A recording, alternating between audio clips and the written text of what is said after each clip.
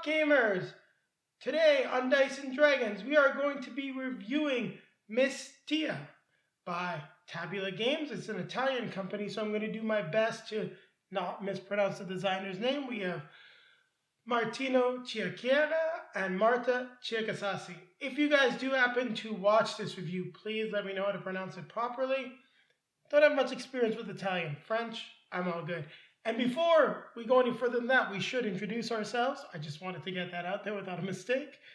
I'm Jason. And I'm Julie. And together, we're Dice and Dragons. All right. Now, Julie's going to take it away and she's going to tell you more about the game itself. So this is a competitive game. Yes, he's wanted to play it so much, he got me to play a competitive game. And I would have to say, at least in the two-player version, it's not overly aggressive. You can definitely screw people over, but it's not... Hey, you did it to me. After you did it to me. No. In any case, keep going. So it's a 2 to 5 player game. There's no solo version to this. It plays in about 90 to 120 minutes. I think the first one, count on it being a little bit longer as you're figuring out how to play. And it's for ages 14 and above. And not for content, but definitely on the way you have to play, I would say it's definitely a 14 and above game. I would agree. I don't think you can go much younger unless you got that little genius that loves to figure everything out. And if you're on the system, you definitely could, but 14 and above definitely seems to be like the right point. Now, we'll talk a little bit about Mysthea. And just so you know, you will see a lore review coming for this game. We did get a very nice art book that explains the history of the game and the different characters. And as Tabula Games has got a few other Kickstarters that are coming out, well, one just completed, that are all set in the same universe, we'll dive into the lore. But just a little bit of background. What happened? You're on a planet, drawing a blank on the name of the planet. It might be Iacon, I think, or Iacon. In any case, got hit by this gigantic crystal calamity. And for all of recorded history, humans have lived sort of above the continents. Now what's going on is, finally, through technology, you are able to get to these 5 unexplored islands.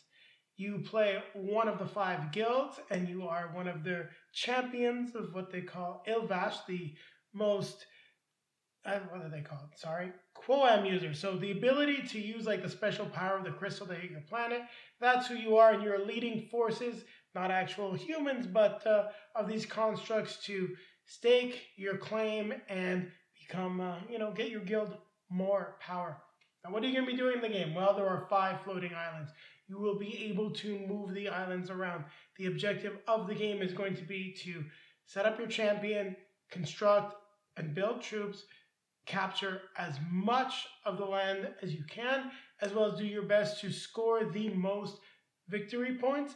Getting in your way are going to be other players as well as monsters. So there is a little bit of a semi-cooperative element, because if you don't beat those monsters or have enough strength, they can lay you guys flat, and in that case, everyone loses. And I think I did a fairly good job of explaining it. Yep. So what's the time now, Julie? Grab our drinks. Grab our drinks. Grab our best friend, at least for the moment. We're going to take it to the table. We're going to take it to the table. I've really been looking forward to playing this. I really enjoy the minis. That's kind of what sucked me into backing this, and the fact that, at least in North America, it's a Kickstarter exclusive. Heard you are able to get it still overseas. Now let's quickly take a look at the components for Mysthea. Now I'm going to start with some components that I have off camera. I'm really going to try to do this as fast as I can. I know I can get a little long-winded when it comes to components. So first we're going to start off with just the reference cards. You can see them here. They're double-sided in multiple languages. I have a total of 32 of them here because you actually get doubles of these 2 decks of cards, and we'll talk about that in a moment. With the Kickstarter, you get a nice little bag which can be used to store some of the tokens in when you're storing the game. And then you also get these 5 sleeves for battle cards. You get 1 for each of the different guilds. Now, the other components that I don't have on camera, now we've got these reference sheets here. As you notice that this is Era 2 and Era 3. It just explains what all of the cards do. You have a total of 5 of them for all of the eras. And the reason why you got 5 of them, you can give 1 to each player. They are identical. Now we'll place that back in the box. And lastly, we've got the rule book. Now, as you can see, everything that we talked about with regards to explanations is in the back of the rule book. So pretty much page 15 on is everything that you'll need. You'll see same stuff as on those error sheets. You've got the rules in the first 14 pages. You'll notice here, though, there was a little issue with the glue and the rule book was stuck together, something that I didn't like. And we do get a nice background on the game right there. So those are the components that I did not have on camera. Now we're going to start on this side and move over because I think I might mess stuff up when I play with the game board. Let's start with the player board. So as you can see, we've got the 5 player boards, one for each of the different guilds. Now, with the Kickstarter, depending on the level that you backed, you may actually have gotten the art book and got some nice background on each of the guilds and why they're different. What you notice is you've got places for upgrades here. You can have 5 upgrades, 3 accessories, and your discard card pile. Now here, we've got just an example of the bases. You get a total of 4 big ones, 8 small ones for all of the different units that you're going to have. Now I just wanted to showcase some of the sculpts. You've got your 2 columns right here. There's only 2 sculpts, so the bases become pretty important with multiple players. But we've got 5 different sculpts of the smaller guys. So each player will have their own set of 8 minions, and they'll be fairly easy to tell apart. But as you saw, we've got the plastic rings to make things even easier. These are the encounter tokens. We'll talk about those when we get to the how to play. So you can see once again in the 5 different colors. The glory tokens, and I really just put those out so you can see all the different colors that come with the guilds and these bases. Here we've got fortification token. That's what that looks like. The star is your XP token, and this energetic splat is your energy token. Here we've got 100 and 200 point markers, which you'll use as you move around the board if you are able to do that. Now let's move on here and let's take a look at the heroes. So there are 7 different heroes, or champions of Ilvash. We'll just pick up the minis so you can take a quick look at them. I do like the detail. These minis actually make me wish that I could paint them. And there's definitely a fair bit of variety. Pick up the last. Oh, I think I missed one, so last 3 here. Now I'm not going to go over all their different names. Just take a little long. And lastly, you can see an example of what their cards look like here. A text that explains what their special abilities are. And just to quickly show you some of the artwork and what the back of these champion cards look like. Now here we've got our different realm cards. Now just to give you an idea here, we'll actually do these 2 things together, like Land of Mist, Mountain, River. So you've got these cards in the Storm card, which makes monsters move. You notice that these have the same back as the monster cards, and the reason for that is just how they're going to come up because they're mixed together. You'll see that more in the how to play. There are 6 cards, 1 for each type of land, and the Storm card. Now we'll just quickly take a look at the 5 different islands as you can see them here. And just so you don't know what the values are when you're, dealing them out, face down, double-sided, and each of them is marked as to what kind of island they are. And that relates to these attunement cards that you have here, which are also dual-sided. We'll just pick these 2 up. There's 5, 1 for each island. And when you play the game, you're either going to want them to have them all in day or night side. So this is the day side. Here's the night side. You may also set it up on the board with a mix of both. Entirely up to you. Gives you a fair bit of variety. Now, as the monsters get mixed in there, we'll take a look quickly at the monsters. And as you can see, we've got 7 monsters like our 7 heroes. These are the values that you get for defeating them. Just know that monsters are never fully defeated. And you can see page 15 of the rulebook if you've got any questions as to what your rewards are. Let's just take a quick look at the monster minis. This is my favorite. I really wish this was a hero, actually. I'd love to be rolling around with this guy. Got this guy right here. Let's take the 2 at the back. These are some of the easier monsters. You notice they're not as big and scary. We've got these 2 guys. This creepy lady with blades. Probably cut up all of our guys. And then lastly, this guy who's definitely fairly freaky and almost looks like a two-headed snake. Now, we've covered this area. Let's take a look at our cards here and the tokens. Now, we've got our player tokens, these artifacts. You notice that they're double-sided. It's important for gameplay. Once you use certain abilities, you must exhaust the tokens. And depending on what position you are, you get a different amount of energy at the start of each era. Now, these Mirage tokens are used to block off areas of the islands. They're only used during two-player games. Now, you notice we've got these era cards here, and they're divided into 4 stacks. Here, we've got the starting stack with this diamond symbol. And you'll notice there's also 4 different kinds of cards. Here we've got the upgrades, which can be placed on your board. Talk about more on how to play. This green is accessories. You notice it's era 1, meaning it comes out during the first era of the game. There are 3 eras. Here we've got the era 2 cards, and this is a battle card, often used with regards to attack. And then we've got the objective cards, yellow, and you'll see the 3 mark there, meaning it comes out in the 3rd era. Now here we've got the encounter cards, and there's 2 ways to play this. You may play with the premonition rule, where you can pick one of the 2 rewards after seeing it, or you know what, just go with a random reward. Well, not random, just you have to pick without seeing it. Probably better for advanced players. So as you can see on the back, if you pick one reward, it'll explain the reward here, and then the other reward on the other side. Don't worry, we'll go into more detail on that with regards to the how to play. Now, we've talked about the cards, and the one thing I wanted to showcase is there are actually 2 sets of cards. So notice we have ones with all the text that are very detailed. You got the ones that have no text, show off a little more of the art, and just have the symbols. Now, these ones are really for advanced players. You have it for your set of encounter cards here, as well as for the era cards. So all the same thing, but as you can see, no writing, just symbols. That's when that reference guide is going to come in very handy. Now lastly, we've got the 2 game boards. Now you might be wondering why there are 2 game boards. Well, we'll showcase this first board here so we can get it all on camera. This is going to be where you set up your monster cards, your different era cards, and the monsters that you're going to be facing during this specific play of Mysthea. I'm just going to take this off camera, and then we will showcase quickly, and I'm not sure how much space it's going to take up, but I don't want to knock everything over. The other board, you'll notice, yeah, it does say Mysthea on the back. A little tricky getting it open and holding it up for the camera here.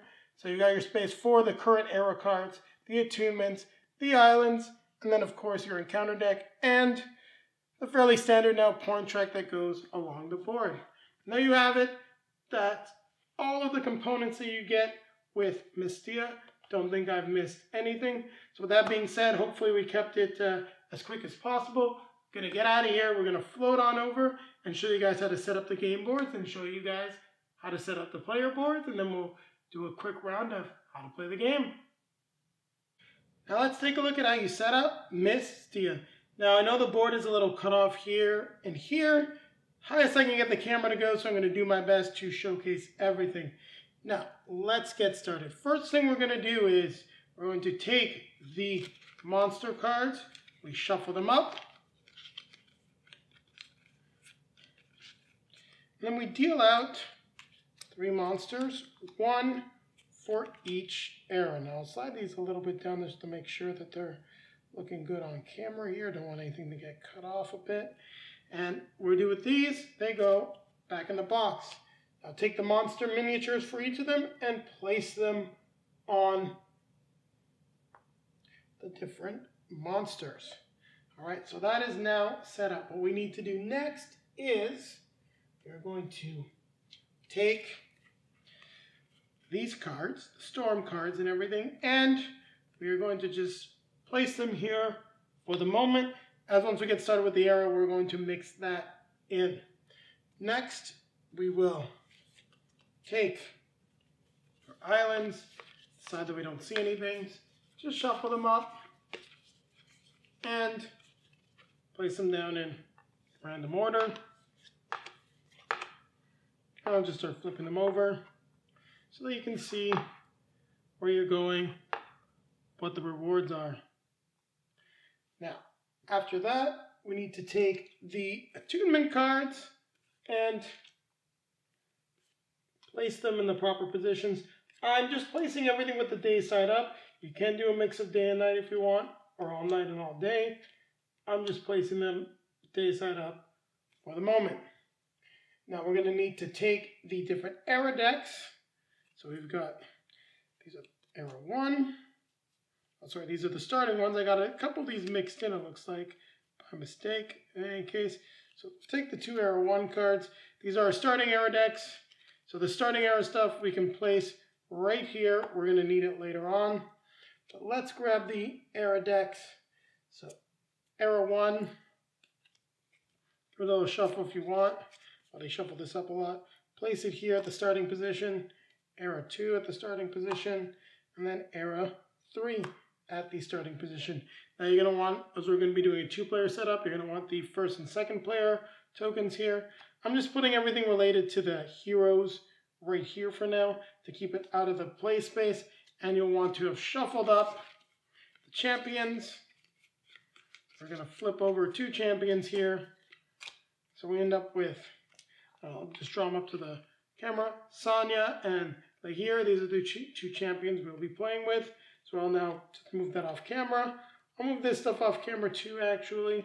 And we're getting close to having everything pretty much set up. We need the encounter deck. Take that, shuffle it up, place it out on the game board. Each player starts with their glory at 1, so you can stack it if you so choose. You can actually take the Era 1 deck right away and place it here because and draw the first 3 cards. These are going to be the cards you're going to be using for the develop action. Don't worry, we'll talk about that and how to play. Now, we need to take Kodor and set him up. You can see what island he goes on. This matches the symbol. See all the symbols here. So he will start here. They attack the entire island, not one region. Grab these cards. Shuffle these up. As this is going to determine what points each region is worth. And also when or if the monster will attack. So these are all shuffled up. Place that there. And that is everything that we're going to be needing to do for the game board. So we've gone ahead and quickly set up the game board for Mysthea. What I'm going to do now is we're going to take a look at how we set up the player board. So keep it right here and we'll be right back with player setup. Now we're going to take a look at player setup. And for the how to play, what I'm actually going to do is I'm going to actually remove 2 of these islands and we're going to have only 3 of them out because I'm going to use this space for the player board. That's why I've moved this island over there. And it's just so you'll be able to understand really more the sequences of how to play and have the player board visible. I have just a little bit less space than I would have liked. Now, as this is a 2-player setup, there's one important thing that we need to do, which is the Mirage tokens. So what you're going to do is just randomly throw them out there. And the way I like to do it is closest thing that they land to, that's where I place the Mirage token. This kind of split, but they'll go in the land of mist. This one's more here. That's another one that's split, but here we got the crystal. And we'll just have them block off a river, so we'll block off a river. Now this is only going to be done in the 2-player setup. Now as I said, I'm just going to remove these 2 islands for the moment. We will then take a player board, set this up right here, and we're going to set up 1 player right now. You're going to be setting up both players the same way. There really is no difference. And in this case, the hero that we're setting up is Sonya. So you want to make sure that her card is near the player board. You're going to want to take her miniature and place it on the player board. You also have 1 of your golems and 2 of your little minions. I really like the guys with their hands up. They're just fun. Placed there as well. The rest of the guys, I'm just placing them out. I'm probably going to move them later. You're going to place them somewhere out near your player board, as well as your encounter token. We will have assigned the first, sorry, I dropped that. First and second player tokens. In this case, we'll have Sonia as the first. We will need this on camera. And then we also have to get our command cards, the starting ones. And what you do is shuffle it up. You deal 4 cards. And these are your 4 starting command cards. I need the same for both players. Now, these won't go anywhere on your board. They're in your hand. You keep them concealed from other players, so they'd ideally be around you face down like this. Now, what we need to do next is pick where our player is going to go, because that is the next biggest factor in terms of our strategy, and also will affect how the Mirage tokens are. Now, you place them in the order of the lowest artifact, the highest artifact first, so the last player, that's sort of their advantage. They get to place first, much like you see sometimes in other games. Now in this case, we're going to place her here, and Sonia, so that's Lair. Sonia is going to go in the Land of Mist here. Now what you would do on all of the islands, so don't forget there would technically be 2 more islands, you get rid of the Mist tokens, the Mirage tokens, on the islands where you do not have your players. Places where you place your players, those Mirage tokens always stay there. You also have your XP and energy at 0. Now, once you start the game, first player will gain 3 energy to start the game. And don't forget, you're also going to need to have your fortification tokens handy. And that's it. That's how you set up your player board. That's how you get your players into the game. And what I'm going to do now is we're going to take a look at how you play the game. So keep it right here, and we'll be back with our how to play. Now, it will be more of a slimmed down version, not going into too many details. So let us know if you do enjoy the how to play, if you'd like to see a more detailed one in the comments below. Now I'm going to float on out of here through the mist and be right back. Now we're going to teach you how to play the game. But before I do that, there's one thing I did neglect to do from the player setup phase, which is place my encounter token, which goes in that section of the board. And we would probably have had our other player 2, do that as well. I also believe I'd left off this column, so don't forget you have 4 golems, 8 little guys, 3 guys ready to deploy. Now, how are we going to teach you how to play? Well, this is going to be done in 2 chunks. We're going to cover the act phase, which are 3 different actions, and you may only perform one, which is either play 1 command card, develop, or meditate. And then there are the 4 special actions, which we'll do next time. Now, let's take a look at the first part, the command card. So we have our 4 starting command cards. And when we play a command card, we automatically gain these 2 command points, which may be used for a few different things. We'll talk about that. And then we may pay the energy on this card to do something with it. In the case of an accessory, you would pay the energy to add it to your board. So that would cost 2 energy. If it's an accessory like this, we would pay to add it to our board right here. Notice this one is for your fortifications. These ones are for your golems. Or if it was a battle card like this one, we would pay the energy to perform that action. As you can see, we can pay 2 energy to get an extra act phase. Fairly powerful card. In any case, we're going to go through it like we played this one.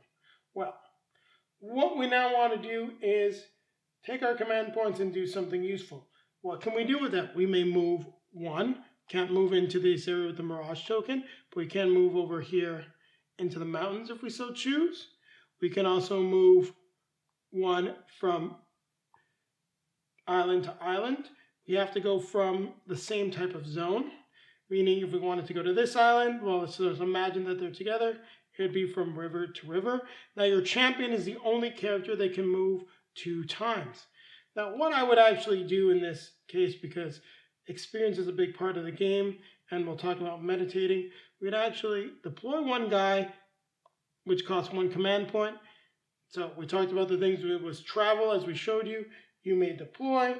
And the last thing that you may do with your command point is also convert it to energy. 1 command point becomes 1 energy. And actually, that would be a smart move for me. Deploy one guy, get an energy if I so choose, and then move to this location. And that would be how I played my command cards. Now, what I'll do is we'll reset it, and we'll take a look at the other action that we can do, which would be develop. Now, in order to develop, you must have one energy. When you develop, you have the choice of either taking the 3 cards and adding another card, which would mean these 4 cards, or you take the 3 cards that were out, place them at the bottom of the deck. I'm just going to place them over here, and you would draw 3 new cards, meaning you could be developing from these cards. In the case, though, I liked what was out there. Let's take a look at developing. Now, how does it work? It costs you 1 energy to acquire 1 card. It would cost you 3 energy to acquire 2 cards, 5 energy to acquire 3 cards. Notice I couldn't actually do that this turn. When you're done, you would then place that there and fill in the spots that are left. Now, what I would actually do in this case for developing is purchase 2 cards, because we get cards with 3 command points, fairly good cards. We would then flip over the next card, and these would then be added to our hand. And that's how developing works. Now, what I'll do is we're going to just reset it again, go back to where we were, keep things fairly clear. This was on top, this was the draw card, and these were the 2 cards that were available. Now let's take a look at meditate, for example. Now, meditating is something that you would not want to do at the start of the game. Meditating right now would not be very good. All I would get would be 3 energy and 1 XP. That's because of where my troops are located. So let's see what happens when we meditate later on in the game if we had our guys all spread out. So I'm just going to place a bunch of guys out on the board just to give you an idea of the value of everything. And we've got a guy in each of the 5 different types of zones. Am I missing one? We've got 1, 2, 3. I don't have a guy in the forest. That's what I was missing. 5. Now, what happens when you meditate? Well, you gain 3 energy. Then you gain the resources for wherever your guys are. It doesn't matter if there's any enemy units there. Now, for a forest, you gain 1 energy. Rivers give you 2 victory points. Crystal fields give you 1 command point that can be used to either construct a unit or deploy a unit. Now, when you deploy, once again, always has to be the same spot where your champion is. You would gain 1 XP. In this case, we're spread out across the mist, which is good, meaning we need to get 2 XP. And with the mounds would then let us build a fortification, which we may place anywhere. Or better yet, we're thinking our enemy's going to attack us. Let's place a fortification in the forest. And that is how you meditate. So what I'm going to do, just put everything back the way it was. And then we're going to move into our second how to play, where we'll teach you how to do the special actions. But before we go on, I want to just showcase one thing. Getting things like this accessories, which would let you pay an objective card, a yellow card to develop, is really how you're going to be able to do more actions in the game. Being able to deploy, for example, this one, whenever you construct a golem, you may deploy it at no cost. Things like this give you more moves, so don't neglect how powerful these moves are. Now, we're going to cut right here. I'm going to slide through the mist, and we'll be back to go over the special actions. Just going to put this guy back. Now I'm going to take a look at the 4 special actions that we're going to be able to do during the game. Now those actions are activate an accessory. And what I'm doing is I'm just going to take some of the cards out just to show you how things can work. Meaning we could activate this ability provided we had one of the cards. We could discharge our artifact, meaning we can flip it over to start a battle. We could also discharge our artifact to move the islands. And I'm going to move this stuff to be able to show you that. And the other option we have is if our champion is on your encounter tokens island. We may pay 1 to 6 experience to face an encounter. Now, let's take a look at using an accessory and the encounter. Then we'll clear this space and show you the other 2 actions. Now, for example, we'll imagine I, last turn moved over here and I've been able to gain at least 1 experience point. Now, an encounter costs 1 XP for the first one, 2 for the second, 3 for the third, so on and so forth, up to the 6th encounter. You may not have more than 6 encounters during the game. So what we would do, we would then pay to have an encounter, 1 XP, we draw the card. Now just some fun flavor text. Try to avoid bursts of wild energy or go towards the monster to eliminate the menace. There are 2 ways to play this. You can play with the premonition rule, where you are allowed to take a look and see what the outcomes are and choose them, or you pick one or the other. So let's say we pick fighting a monster. May not be the best idea. Choose a monster placed on the events board. The monster attacks immediately. Now, that could be good, for example, if we had a monster here on the events board, which is the second board here. Let's just give you an example of what could happen. So we'll take this. So let's say this guy was out here.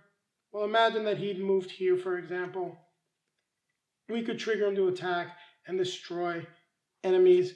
Or he might attack us, which would not be all that fun either. So keep that in mind when you're making your selection.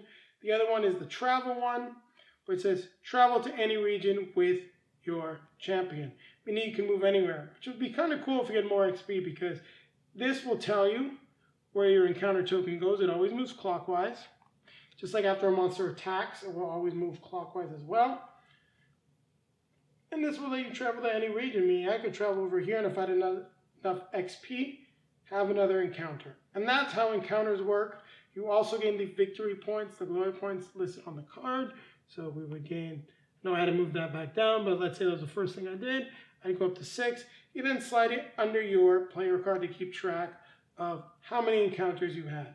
Now I'm going to just go through the deck, and we'll pretend that that's what we'd already done. But let's say I had this objective card in my hand. The objective command card, sorry. I could choose to discard this because of my accessories, so we're now moving on to using accessories, and I would get a free develop action. I could then, not going to pick a 4th one, well, we'll draw it anyway. So I want this, pay 1 energy, and I'd be able to add that into my hand. So as you can see, that's how you would use the accessories. Now what I'm going to do here is we're going to move these guys off camera. Don't worry, I'll be back. We're going to need them for some battling. We're going to recharge our artifact here. We're going to take our board, move that out of the way as well. Bring back our 2 islands, because they're fairly important. And clean up the player space. Now let's talk about starting a battle and attunement. So let's say we would like to attune. Now attune means we get the reward that is listed on these cards. Typically you're not going to want to attune until you have some region control. So let's just spread some guys out over here. It's not necessarily realistic, it's just to show you how it works. And I'm going to decide to, I'm going to move the character because the one I want to attune is this one. So you attune to whatever island you're on. So for the example that I was using, actually, I meant this island, the one with the tree. That's what I wanted to do, to just show you like the maximum scoring. So what you do is you attune, you move the island here, and then you may move the islands whichever way you want based on where the opening is. So for example, if I want to go here, 2 islands, slide down this way, and this island is now adjacent here. It's a great way to be able to move to specific islands as well. You then would attune, you take this, place it next to your player board. As you can see, this one you receive 3 glory points for each area you control. Controlling right now So I put it in the middle. You have to go here. It should be 1, 2, 3. 3 areas get 12 victory points. So if I had 6, it'd be boosting me up to 18. This is no longer available for this era. It will get reset once you get to the second era and some other cards come into play. And that's how attunement works. Now, for example, though, I just wanted to make sure it's clear how things move. It's based on where you want to go. Now, if I want to go here, everything can move clockwise. And it's a great way to line up a monster to maybe move and attack you if you've got the resources to defeat it. Now let's take a look at starting a battle. And before I forget, when you do attunement, you must exhaust your artifact. You may find command cards that you recharge your artifact, or once you get to the 6th turn, your artifact will recharge automatically. Now let's say we want to start a battle. In this case, we're not going to use too many guys. We'll say that I've got 4 attack here, and I want to attack Lay here. So once again, my artifact must be charged. I can then start a battle.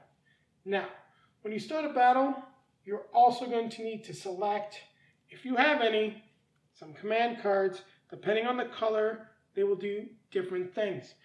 So just to give you guys the examples here, you're going to take a look at the 4 different colors and what will happen when you select them in battle. Now don't forget, we've got those battle sleeves for each guild, so you can slide the cards that you want to in there. Now if you play a red card, you gain the strength equal to the number of command points. Meaning right now it might look like I'm beating the hero, as champions are worth 3, this little guy's worth 4. They play a card, they can defeat me and potentially wound me. Now if a champion gets wounded during battle, you take their card, turn it sideways, they can no longer use their special ability for that era. Now, you could decide to sacrifice, meaning you don't care what happens here, and you turn your command points into energy, and you can see the ratio written right up here. So it's energy times the number of troops, strength that you got in the area for a way to potentially gain some power. You can choose defense, which would gain you glory points, victory points, or yellow, which lets you run away by the amount of command points that you have, meaning you could run like a few zones away if you're able to. So like 1, let's imagine there was no Mirage token there, 2, 3. Well, only your champion can really do that. So, as they can move multiple times in a round. So that's how those work. Hopefully I'm clear enough with you on that. Just because it's a little complicated, don't forget, let's take a look at the rule book here. You've got a very nice description of what you can do for the battle here. So as you can see, defense, receive as many glory points as the command points, plus the number of units in the region where the battle is taking place. So plus 1 glory times the amount of units you have in the area for energy. When you receive as many travel actions as command points of the chosen yellow card, meaning you can move like 3 or 4 guys. The normal travel rules apply, as these guys, your golems, these are the mini guys, and the golems can only travel 1 zone per travel movement. Only champions can move multiple times. And there you have it. That's how a battle works. Then you compare your strength. So in this case, we'll imagine that people didn't play any cards. What then happens is the person must suffer defeat of the number of units based on the strength. So I'm just going to grab these. I haven't based them yet. And we'll just say that these are the purple guys. Let's say I had more guys here. So we would overpower the hero in a battle here. They would lose their 2 units and then become wounded. You cannot kill other players' heroes. And that is how battles work. It's a great way to gain control. Some character cards, like Sonia's, actually have special bonuses that you get for starting a battle. So even if you're trying to play nice, you may need to battle to really maximize the value of your character. And it's not necessarily bad for the person here. If they've got enough cards, they could potentially retreat or even rack up some glory points that you were not expecting. And those are the 4 special actions that you may do on your turn, provided that you're able to. 2 of them require a fully charged artifact. The other ones require your location, such as being near your encounter token or having an accessory. And those are right here, like the green one, on your board to be able to use it. Now, with that being said, we're going to reset this one more time with a clean setup, putting everything back to 0. I'm not going to actually have the player board visible, but we're going to play the cards for both of the heroes, and you're going to see just sort of one first turn of Mysthea.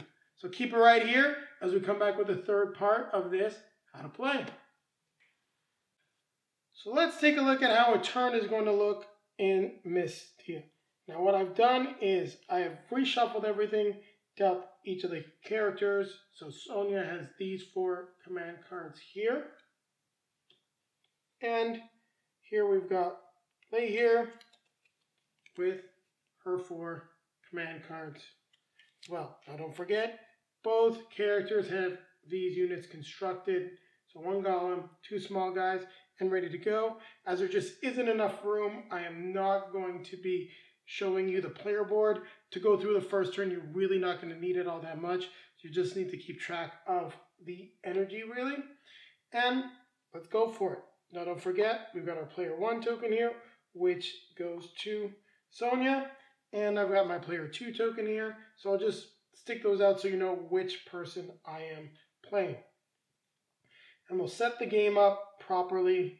We're going to place our 2 characters and their encounter tokens, as some stuff has moved around. I'm going to place Sonia here with an encounter token here. We'll place Lei here with an encounter token here. Now before the first player goes, we have to take this deck and draw a card. Now, what this does is it tells us the amount of glory points each zone is going to be worth, and when the monster attacks, and you resolve them going upwards. So in this case, Cawdor is going to attack first. Now, the one card I want to show you is the Storm. What happens with the Storm card is that it makes all monsters move clockwise. Now, in this case, at the end of the game, Cawdor would attack here, then move, not attacking again, and you would still resolve all the points. In the case of these things, you ignore the glory points up here. If you open defeat Cawdor, you go down the list. The person with the most strength gets 16. The next person gets 12. The person after that gets 8. And as you can see, this just sort of depicts the round once all 5 of the areas are out. So forest, river, land of mist, crystal field, and mountain. It is the last turn, and you'll be going to the end of the era. So that is really how play is going to work and start. Just wanted to cover the Storm. We flipped over the first card. We got Cawdor. Things are good. Shuffled it back up. Let's take a look at Sonia's turn now. Now, what do we want to do? Well, we've got a couple different things. We only have 3 energy, but there's some good stuff that we can do with some command points. So in this case, I actually would play this card, the attack card. I gain 2 command points, and I can pay 2 energy to meditate. And as I'd love to have an encounter, because Sonia's ability lines up with encounters, it's a lot of good stuff. So what we can then do is deploy one of my little guys, move to the land of mist here. I'd spend 2 energy, so I'm marking that off on my player board now, to meditate, meaning I would gain 3 more energy and 2 XP. I can now spend an XP, and I hadn't shuffled these again since you'd already seen them, and have an encounter and let's see what'll happen. So I had also forgot to take out these cards. Not a big deal, hasn't affected any of the play. We've got the first of the era cards. Now, Sonia's special ability, when at the start of an encounter or starting a battle, you get to draw the top card from the era deck for free and add it to your hand, which is why I made that move early on for this character. I still have 1 XP, I have 4 energy, and I've already got an extra card and had an encounter. Now let's see what the encounter would be. In this case, use the anomaly to channel the region's energy or ask your men to study the corridor from a safe distance. Or playing with premonition, well, that's pretty neat. You can gain 2 energy or gain 2 command points. You could also gain 2 experience points. In this case, it's early in the game. I want to gain some command points. We can actually use those command points to deploy the golem. Now what would then happen? This encounter move 3 spaces clockwise up. And I was showing the example for Corridor. My apologies. Corridor should still have been there at his starting position. He does not move when this comes up. It's just an example of what happened with the storm. And that would be the end of Sonia's turn. So now we move over to Lay here. Take a look. So now this command card also gets discarded. You place it face up at the discard portion of the player board. Let's see what they want to do. Well,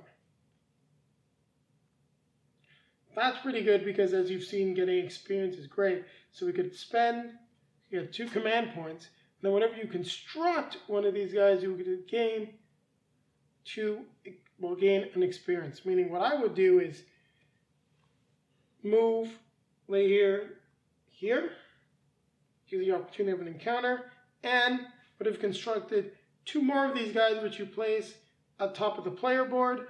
And just give you guys an example. I've been moving the player board around, but there once again is the constructed unit space on the player board. So Lay here would then have 2 XP. Perfect chance for her to have an encounter. And I neglected to do one thing with Sonia, and I believe I put this back at the top. I did. Sorry, so this goes under her card. 6 glory points. So now, Lay here has got the XP, would pay 1 XP, can have her encounter. This one is, discover an ancient structure. Discuss what to do with your men or to try to channel the energy. Automatically going to get the 7 victory points. Then we see what else we got. So gain 3 for each mountain you control, or better yet, act. That is really strong to have. So Sonia gets another act. Before I forget, this one also moves 3 away. 1, 2, 3. She can now act again, and we haven't spent any energy, meaning perfect time to develop. We'll take the top card. We have a total of 3 energy, and 2 cards with 3 command points. Hard to pass up. Spend your 3 energy to buy 2 cards. Place this guy back.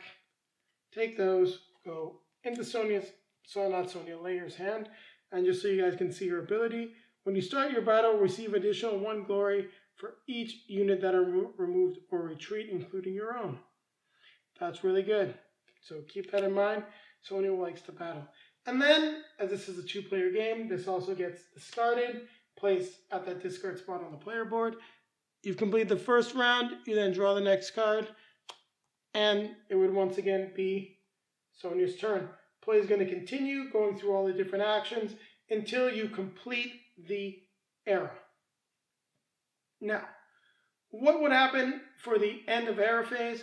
We'll give you guys a nice example of that. I'm going to set up a fake board. So keep it right here. We'll be right back and we'll go through the end of era and how you're going to restart the next era. And I neglected to do this properly.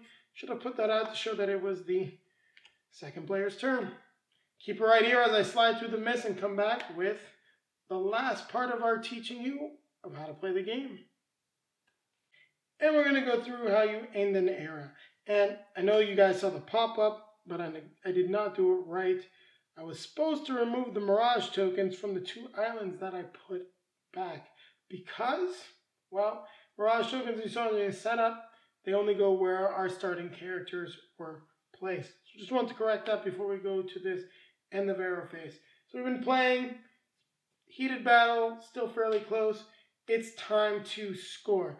Now, don't really pay attention where these units are in terms of how they could have possibly got there. This is just an example. So we go through the cards and we'll see what happens. So first thing that happens, Cawdor attacks, meaning it will defeat Lahir's unit, the purple one, mini guy before he is able to score for this. You would need 16 strength to beat it. Cawdor now then moves clockwise 1. We would then score the rivers. As we can see, Lahir's got 2 people in rivers, scoring a total of another 6 victory points, jumping up to 21. We then score the mountains. Once before victory points for Sonia, jumping also up to 21. We then get the storm where all monsters move counterclockwise. So as you can see, monsters can move a lot. Keep that in mind. We then have the Land of Mist scoring 6 victory points, meaning Sonia would get 12, going up to 33. You then go ahead and score the crystals. Did I neglect the mountains? I believe I did neglect the mountains for Lahir, so that would actually bring up to 24. Next, we have crystal fields. That is only Sonia's character, scoring a total of 7, going all the way up to 40. But we now take a look at the forest, with Lahir scoring 8, being at 33, and still in hot pursuit. Now what happens, we take all of these Era 1 cards as we're setting up Era 2. These get, you can either discard them. I like placing them back on the board, makes it easier for me to store them. We take the Era 2 deck, flip over the top 3 cards.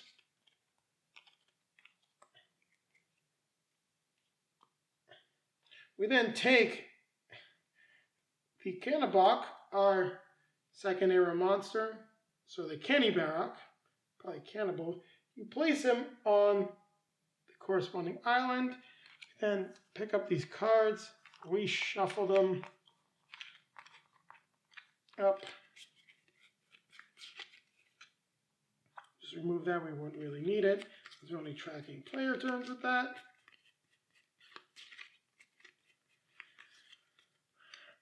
Oh, I neglected the storm. And then we are ready to start the next era. Both players would refresh their artifacts. Ideally, your artifacts are both expended when you're going here. You then gain the amount of energy listed on your token. Player 1 gaining 3 energy. Player 2 gaining 4 energy. And then once again, flip over a card. Surprise, surprise, it is Cawdor. And it would once again be player 1, Sonia's turn to start taking your actions. And that's how you do the end of era phase. You're just going to keep going around playing the game until at the end of the third era, you count up your scoring. If you're getting massive amount of points, don't forget you've got the 100 and the 200 point token marker to track how many times you've gone around the board. Well, I'm now needing to slide through these myths. Go find Julie and we're going to come at you with our review of the game. So Mysthea, what did you think of the game? I'm not sure how this is going to go, folks, based on our few plays. We got 3 solid plays in of the game. Definitely some nice back and forth, but I'm very curious. So you've been wanting to play this, and when you received it, you were very excited and pulled it out, and we just didn't get it to the table for a little while. And it looked interesting. It's competitive, so you and I, and we've been pretty open about this, don't play a lot of competitive games. No, because when it's heads up versus and it's really versus like this, it doesn't go well for us. No, so we thought we could play this without really getting in each other's way, and we did okay at that. Except that there are times, as Jason said, I had no choice. Well, you have to make some aggressive moves in order to win. So the first game, just so you know, I was being very nice. And one era, she racked up 70 victory points, like at the end of the era. Completely annihilated me. Even though the whole game she was like, I'm behind.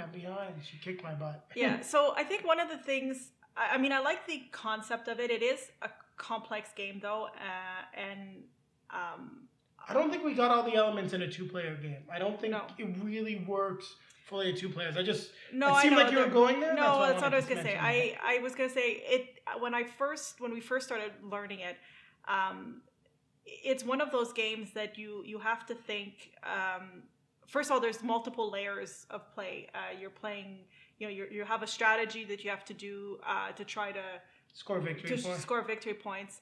But then, as Jason said, you have opponents that could get in your way. You also have monsters that can get in your way.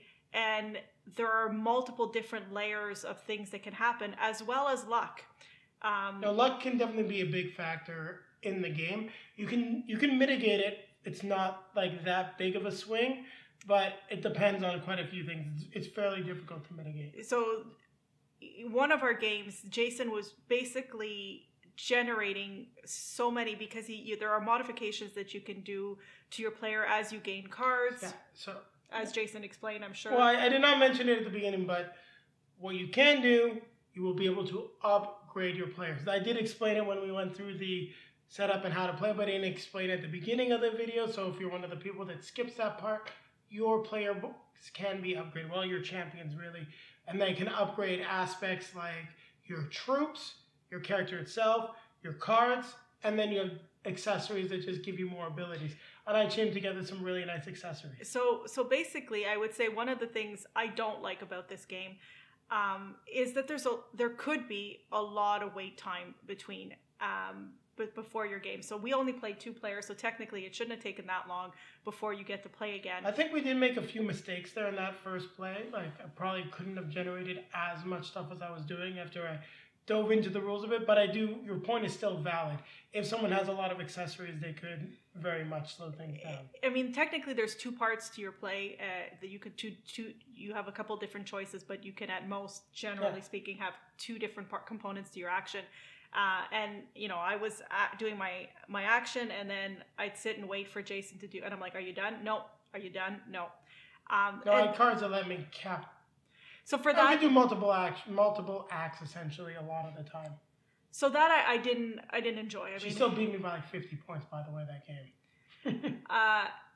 And I think also, I don't love games where there's a layer upon layer of different things that, I don't typically like games that you have to think a couple moves in advance and think about all the different things. And that's something that Jason's always loved, and I think that's going to be something different in our reviews. But in this game, I just felt like it required, at least for me, it required a lot of brain power to be, thinking ahead and planning ahead what my strategy would be and what my counter strategy would be as Jason acted and as I lost resources or things happen.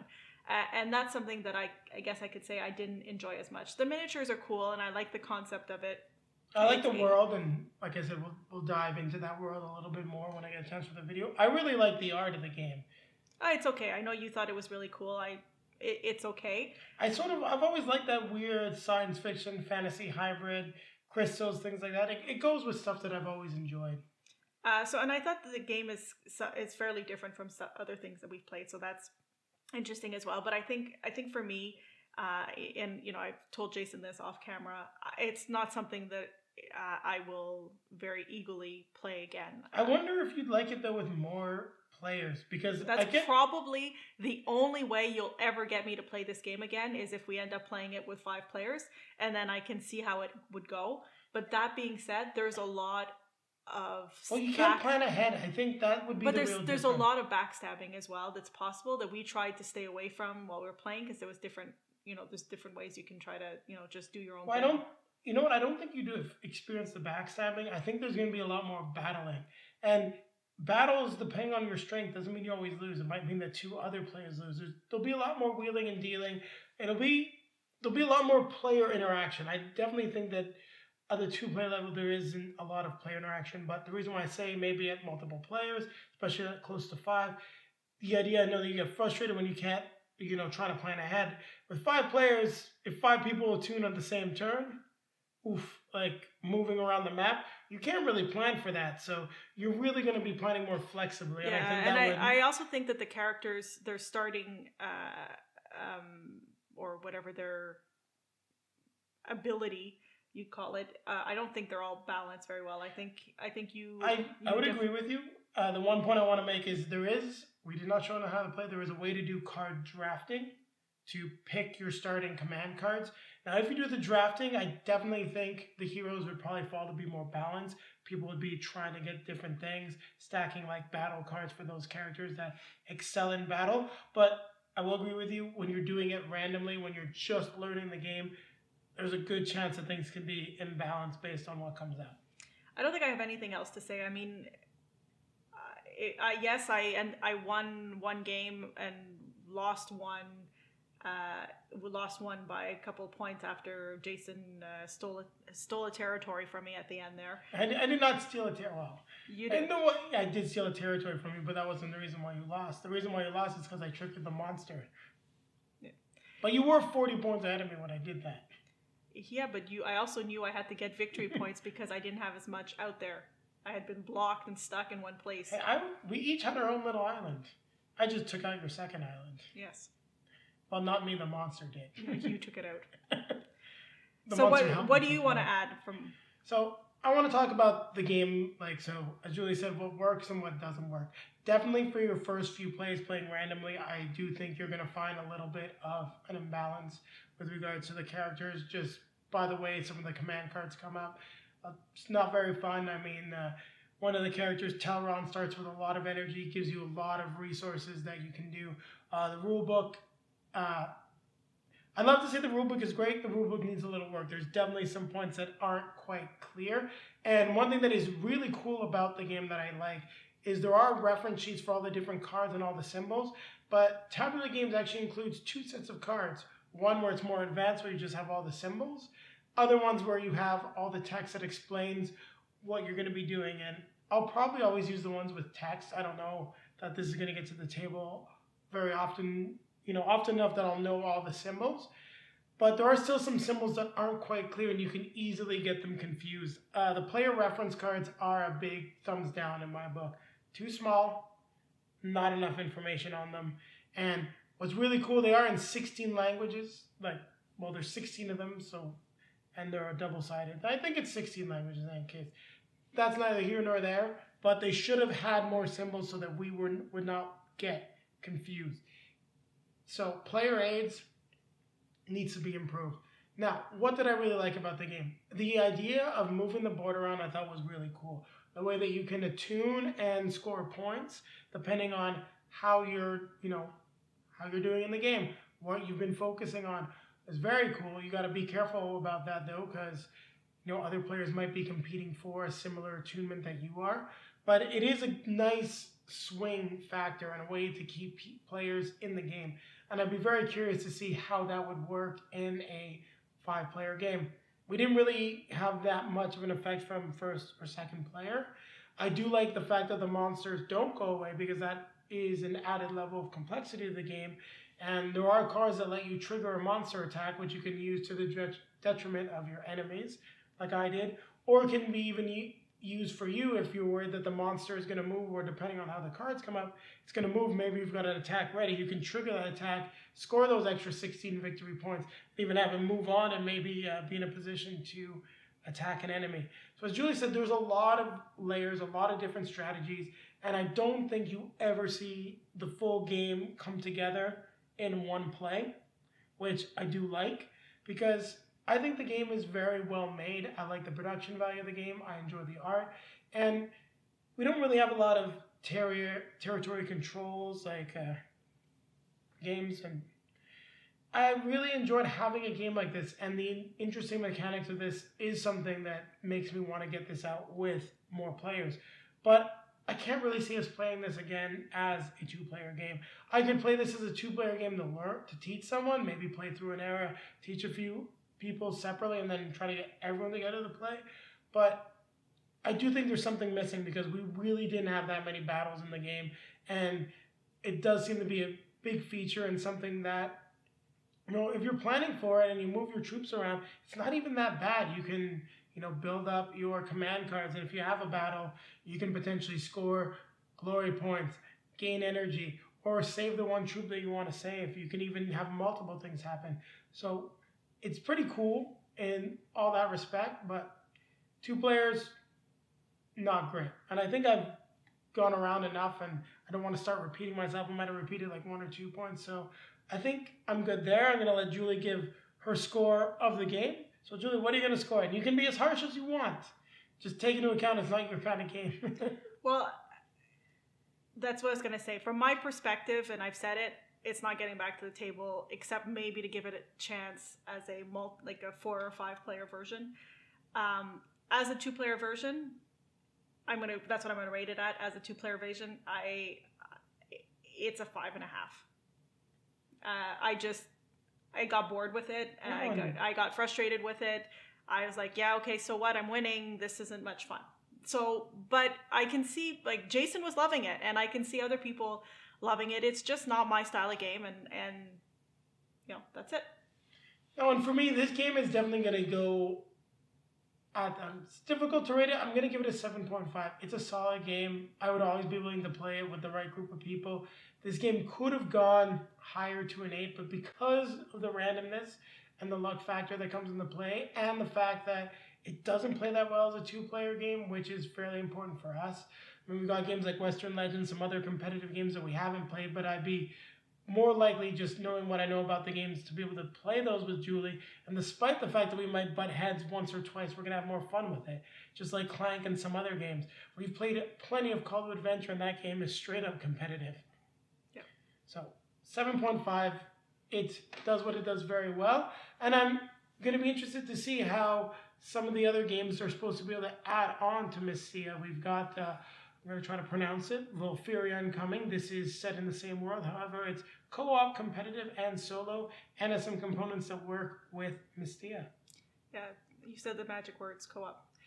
So and competitive, so we can see how it works. Sometimes you sometimes you like competitive better. Remember Call to Adventure? Yeah. Never thought she said it. I'd rather play this competitive. I was like.